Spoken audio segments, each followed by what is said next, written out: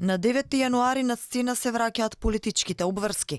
Во среда ќе започне последната фаза од уставните измени предвидени со договорот од Преспа и последната обврска што треба да се реализира за негова имплементација.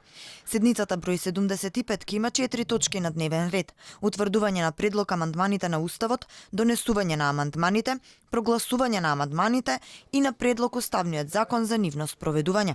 Овие денови се бројат гласовите на пратениците. Опозицијската ВМРО ДПМН најави дека ќе го бойкотира гласањето. Виси двотретинското мнозинство, а премиерот веќе го убедува сами да ги поддржи уставните измени. На последната нивна средба договор падна само за уште една средба во вторник, овој пат на ниво на работни групи.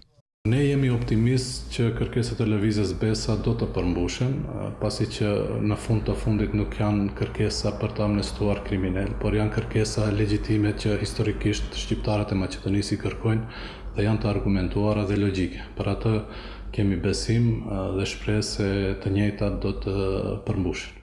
Условите на Беса да гласа за промена на Уставот се во однос на државјанството да се отстрани македонско за граѓаните албанци и они од диаспората.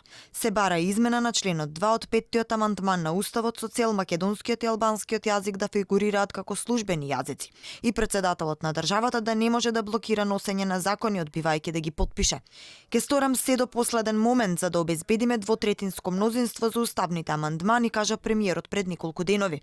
Оптимистично посочи дека ќе има успех во парламентот најдоцна до средината на јануари.